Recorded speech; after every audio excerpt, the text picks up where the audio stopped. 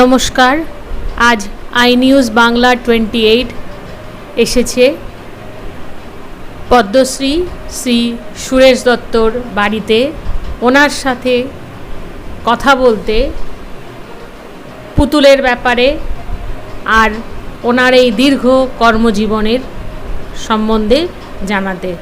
আসুন আমরা কথা বলে নিই ক্যালকাটা পাপেট থিয়েটারের জনক আর সারা ভারতবর্ষের পুতুলের এক নতুন দিশা দেখানোর পথিকৃৎ শ্রী পদ্মশ্রী সুরেশ দত্তর সাথে।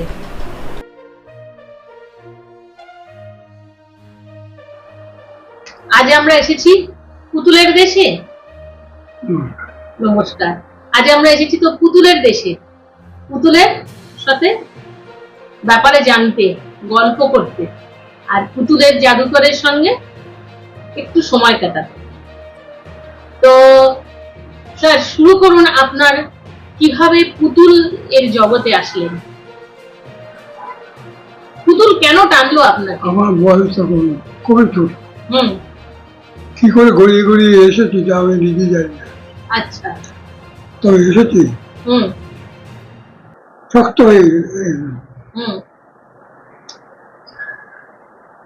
আমি যখন আসছি এখন তার লোক আসে হাতে এসে যেতে যা শিখে এসেছি তা যদি আমাদের ট্র্যাডিশনাল পাপেট, ম্যারিনেট, রড, যদি এবং যারা গুলি যারা আছে তারা যদি আমার এটা নিতে চায়, নিতে পারে, তাহলে আমি স্বর্গমর্ত থেকে এসে তারা আমি পুতুল নাচে জোগাড় হবে। পুতুল আপনাকে কেন টানলো এই পুতুল? এই যে আমি খুব ছোটবেলা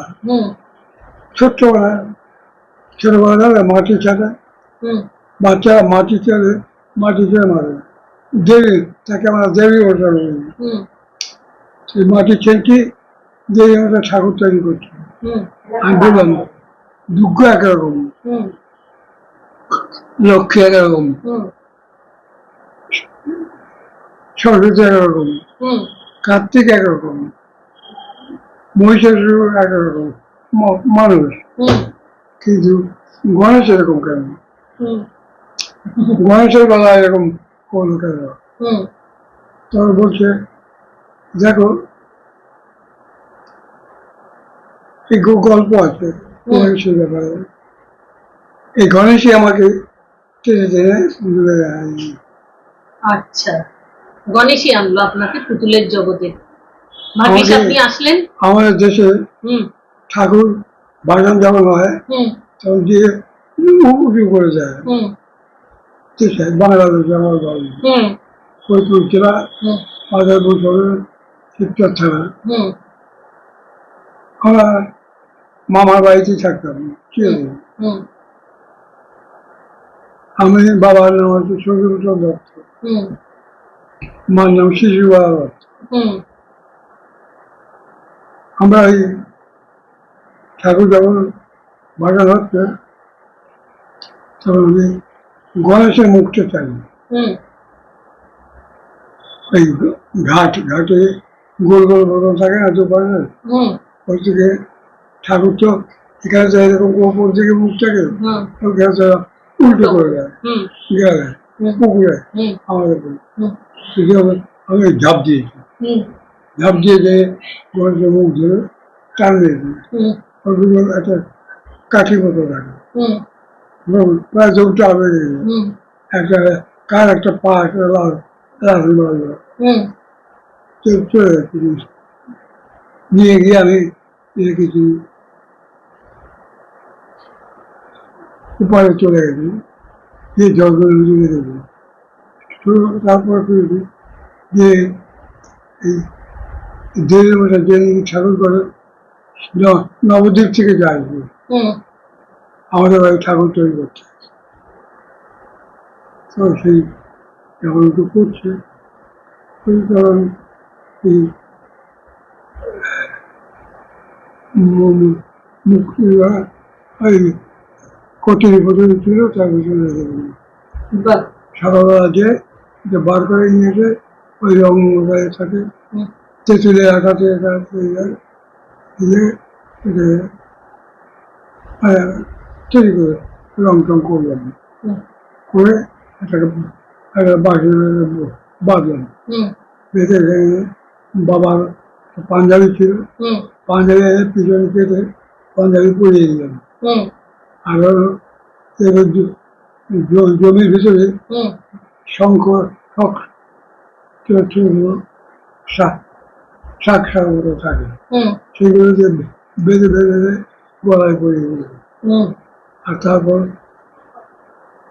ভাড়ার ঘর থেকে একটু মিষ্টি মিষ্টি ফল টল এনে দিতে পারলাম। এই আপনার পুতুল গড়া। বাজার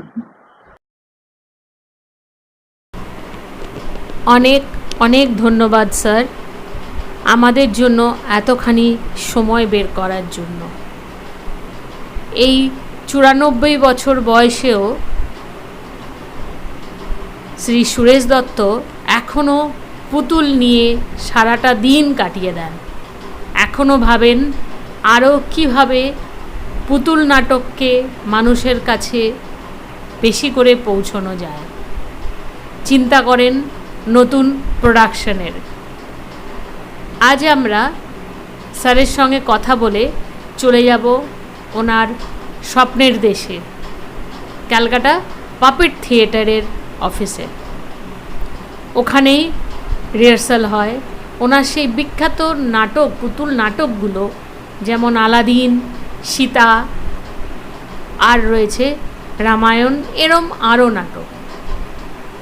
সিপিটি বা ক্যালকাটা পাপেট থিয়েটারে আজ আমরা দেখব ওনার পুতুল নাটক সীতার একটি ছোট্ট অংশ।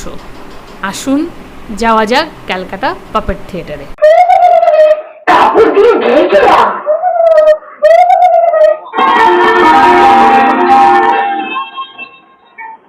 লবকুশ,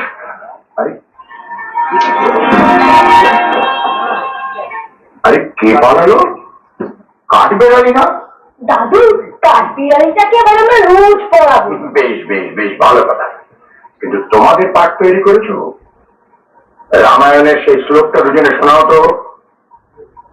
পাঠে গীতা মধুরং রমণৈ শ্রীভিরন্বিতং জাতিভি সত্যবিরুক্তং তন্ত্রীলয় সমন্বিতম। বাহ বাহ, এই কদিনে উচ্চারণ এবং ধ্বনির জড়তা অনেক স্পষ্ট হয়েছে। যত বড় হবে তার সাথে সাথে তোমাদের অনেক জ্ঞান হবে। আমরা কবে বড় হবো দাদু? কবে বড় হবে? চলতে চলতে বড় হবে। রোজ সূর্যটা ওঠে, আবার ডোবে, আবার ওঠে। বড় হতে হতে এক সময় তোমার মতন বড় হবো। আমাকে ছাড়িয়ে আরো অনেক বড় হবে, শক্তিতে বড় হবে। বড় হবার তো শেষ নেই দাদু ভাই। আচ্ছা, এবার আমরা খেলা করবো। কি খেলা দাদু? যুদ্ধ খেলা। তাহলে বিদ্যুৎটা নিয়ে আসি। চলো, আমিও তোমাদের সাথে খেলবো। কি মজা, কি মজা! দাদু আমাদের সাথে খেলবে। লবকুশ, কে খেলবে তোমাদের সাথে? মা, দাদু আমাদের সাথে খেলবে। আমরা চললাম। ক্যামেরাম্যান সুতপার সাথে উমেশ প্রসাদের রিপোর্ট। ধন্যবাদ।